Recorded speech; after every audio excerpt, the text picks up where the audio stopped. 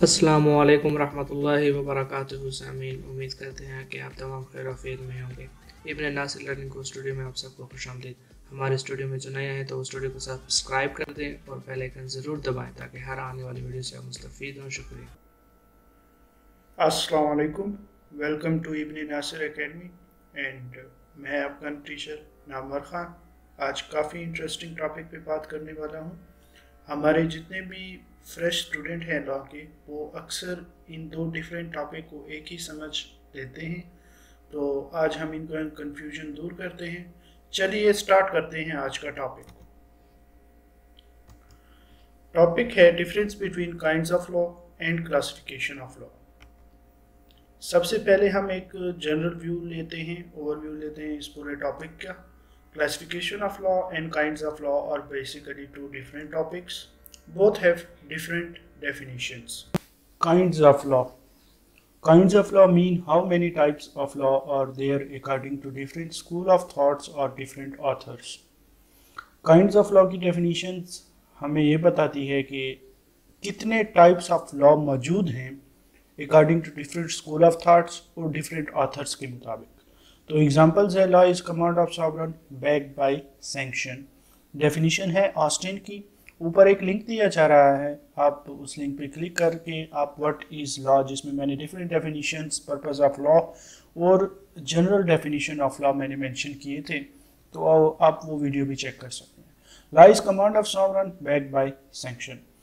अब एक सॉवरन जो होता है वो आप एक स्टेट कंसीडर कर सकते हैं अभी के लिए, कि जब एक स्टेट बताता है कि आपने ये काम करना है और अगर आप वो काम नहीं करते तो उसके पीछे वो सैंक्शंस लगा देता है, पनिशमेंट लगा देता है, या आपको मना करता है कि आपने ये काम नहीं करना और आप वो कर लेते हैं तो उसके पीछे वो सैंक्शंस लगा देता है, पनिशमेंट लगा देता है स्टेट। तो उन चीज़ों को कहते हैं कि वो एक लॉ है, एक स्टेट का लॉ है। अब ये एक ऑथर की डेफिनेशन हो गई। Law is morality.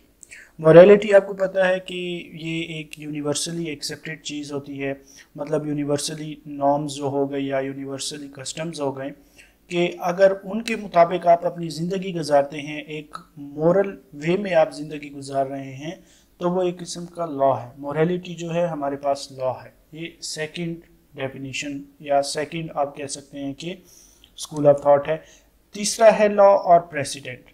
अब प्रेसिडेंट क्या चीज़ें हैं? प्रेसिडेंट्स आर दोज थिंग्स कि जब एक हार्ड केस आता है जज के पास जिसके स्टैट्यूट्स मौजूद नहीं होते और जज अपनी डिस्क्रिशन पे उनको सॉल्व करता है, तो वो हार्ड केस हमारे पास प्रेसिडेंट बन जाता है। और वो आने वाले वक्तों में जब ऐसी सेम सिनेरियोज और सेम इश्यूज आते हैं तो उनके लिए वो प्रेसिडेंट होता है, तो वो उसी डिस्क्रिशन ऑफ जज को यूज़ करके फर्दर जितने भी केसेस आते हैं उनको सॉल्व करते हैं। तो ये डिफरेंट थ्री टाइप्स के हमारे पास डेफिनेशंस थी।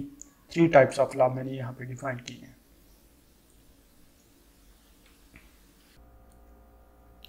Classification of law means the categorization of the different field of law into separate groups.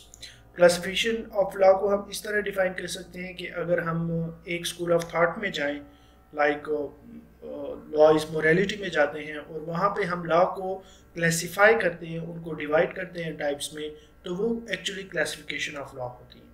Examples are municipal law, ये इसे नेशनल लॉ भी कहते हैं, international law, public law, private law जो कि सब पार्ट ऑफ नेशनल लॉ है, constitutional law, criminal law, civil law, administrative law, personal law etcetera. ऐसे आप आगे बढ़ते जाएं तो मेन डिफरेंस हमें यही पता चला कि काइंड्स ऑफ लॉ ये एक्चुअली स्कूल ऑफ थॉट्स होती है और क्लासिफिकेशन ऑफ लॉ अगर हम एक पर्टिकुलर स्कूल ऑफ थॉट में अंदर जाके उसको हम क्लासिफाई करते हैं तो वो क्लासिफिकेशन ऑफ लॉ होती है।